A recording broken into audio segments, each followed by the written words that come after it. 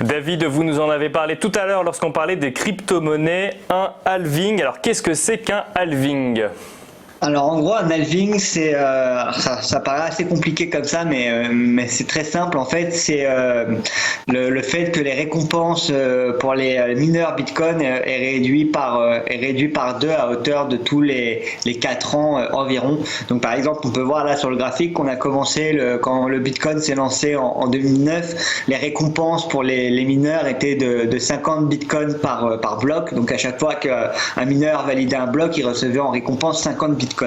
Et donc sur le protocole, il est prévu que justement ces récompenses soient divisées par deux à hauteur de tous les 4 ans. Et donc on était descendu en 2012, on était descendu à 25, on était redescendu en 2017 à 12,5. Et là normalement on va atteindre les 6,25 justement cette fois-ci. Et donc pourquoi c'est important?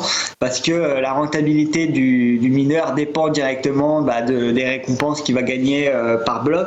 Et donc là, on peut voir avec l'état actuel une comparaison avec un coût d'électricité à 3 centimes par kilowatt, ce qui représente un coût d'électricité très faible qu'on peut trouver dans certains pays, qui est à peu près le plus faible qu'on pourra trouver au monde, contre un coût d'électricité qu'on trouve à peu près en Europe qui est de 12 centimes par kilowatt. Et là, on peut voir qu'avec un prix du Bitcoin à 8900 $, avec un coût d'électricité à 12 centimes, un mineur est rentable d'environ 180 $ par an, et avec un coût d'électricité à 3 centimes, un mineur est rentable d'environ de 1322 $ par an, ce qui va diviser de moitié avec le halving justement, et donc ce qui pourrait entraîner soit une hausse des prix, soit au contraire, si les prix n'augmentent pas et qu'ils restent à ces niveaux actuels, on pourrait voir de plus en plus de mineurs arrêter leur activité, notamment les petits mineurs, parce que ça ne deviendrait plus assez rentable pour eux. Et donc on pourrait voir surtout une concentration et une centralisation du Bitcoin de la part de certaines mining farms et ce genre de choses. Donc ce sera un événement assez important à regarder dans la communauté, surtout que c'est un événement qui a souvent eu un impact sur le prix, que ce soit positif ou négatif. Donc là on peut voir sur 10 ans la comparaison entre les halvings et la hausse du prix. On peut voir que le premier en 2013, on avait connu une deuxième hausse.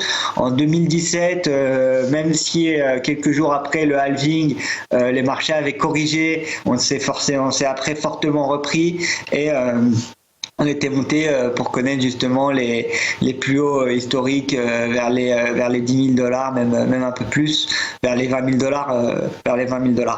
$. Et donc on peut voir que ici sur le graphique que à chaque fois le halving pousse des mouvements assez impressionnants de hausse après qu'il y ait eu lieu. Donc par exemple en 2013, après le halving, sur l'année après le halving, on avait connu une hausse de plus de 8000%, et en 2017, on avait connu une hausse de 284% l'année après le halving. Donc ça reste un événement important dans la communauté crypto, et à suivre qui devrait arriver normalement d'ici le 10 mai.